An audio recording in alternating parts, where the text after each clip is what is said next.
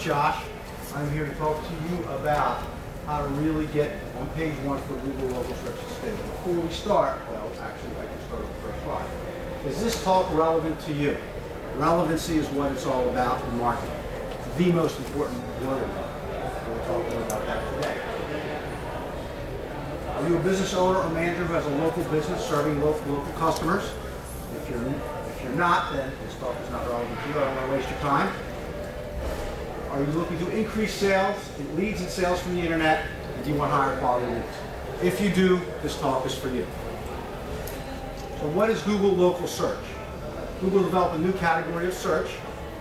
It's different than pay-per-click, which is the paid ads that Vince just talked about if you were here for his seminar, and different than SEO, which is what we know as natural or organic search. Okay? It's called Google Places. What is Google Local Search?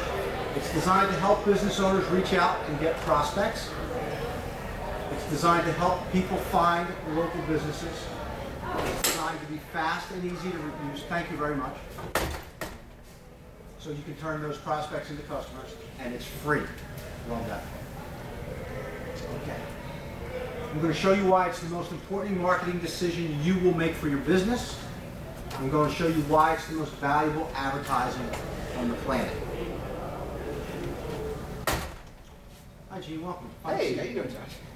Okay. Why you need Google Places? There's no escaping the internet for most local businesses. It's now a critical customer getting tool. You must do everything you can to gain a competitive advantage in today's marketplace while carefully managing your marketing budget. Does this apply to everyone here? Yes. I'll make sure we're on the right track. Okay. All right. So who is Web Promotion Partners? We're a group of experts who specialize in local search engine optimization and other inbound marketing strategies. Does anyone not know what inbound marketing strategies are? So outbound marketing strategy would be a telemarketing company call you or somebody doing a direct mail to you, right? Okay, newspaper ad, that's outbound. Inbound, we want people to call you. We're going to do things to get people to come to you. Okay?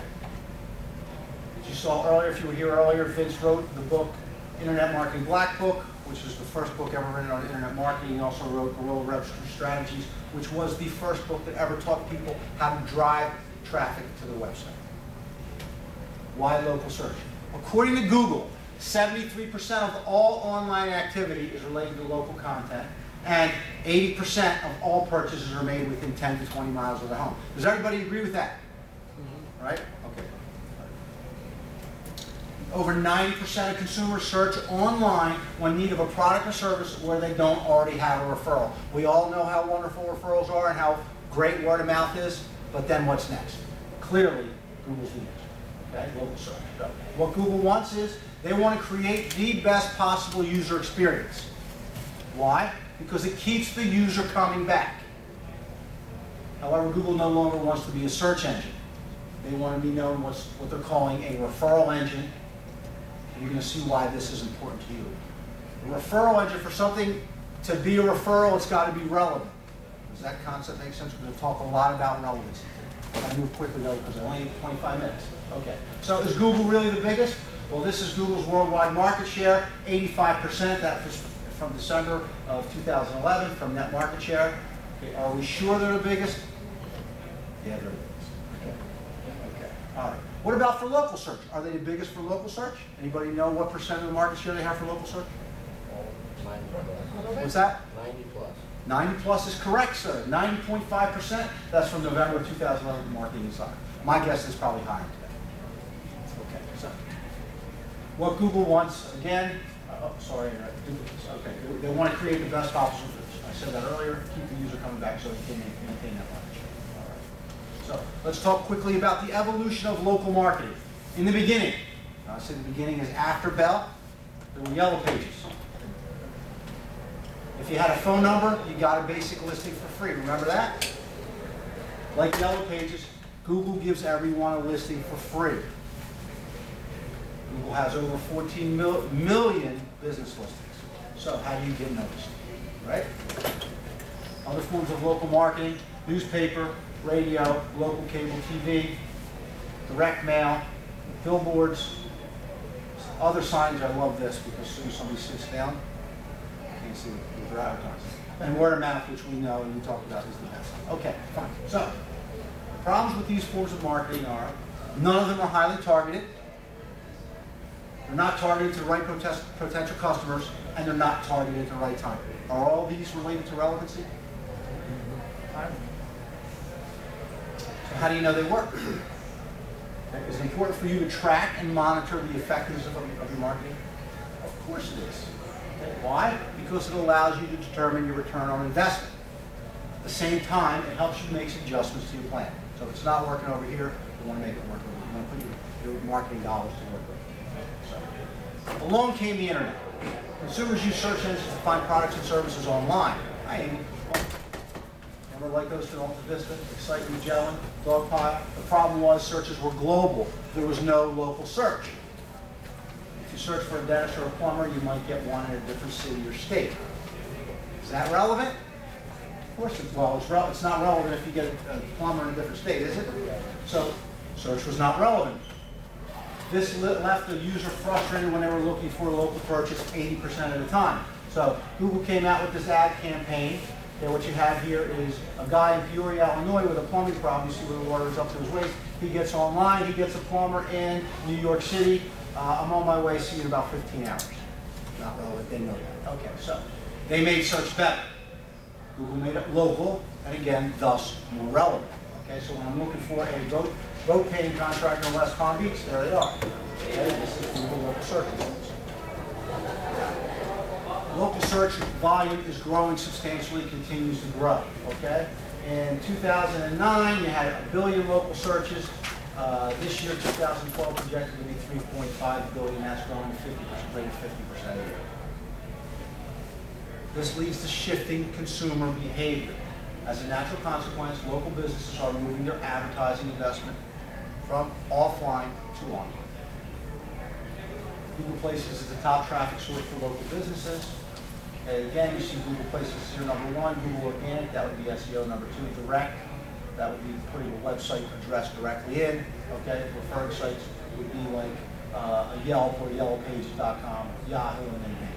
Actually, Bing is now leapfrogged Yahoo. Recently, it just came out actually that the number 2 search engine is now YouTube.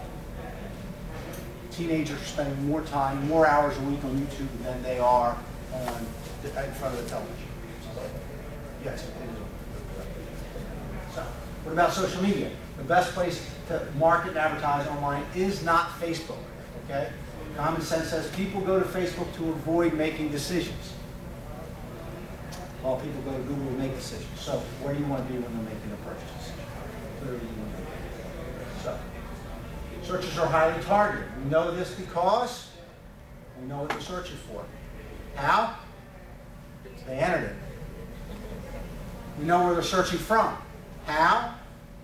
From their IP address, which is like a telephone area code and prefix. So they know what you're looking for and where you're searching from. Does it get any more relevant than that? Of course not. Searchers are, again, they're proven also to be late-stage buyers.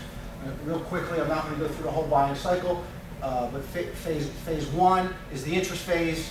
Phase 2 is the comparison shopping phase, and phase 3 is the purchase stage. You're at your door ready to buy now. So again, interest, research, and purchase. And I'd like to use an example. I saw my neighbor got a brand new flat screen TV. Oh, that's a great picture. How much did you pay for it? So I go online, I start to look at it. Maybe I'll go check it out at a store. And my next question is, what do I want? Do I want the Sony? Do I want the Samsung? Do I want the Vizio? I start looking at features, advantages, benefits. And then finally, I'm ready to make my decision. I'm going online, getting the best price. Where am I going? Am I going to Sears or Best Buy or Branch Mart? Right? That's how it works.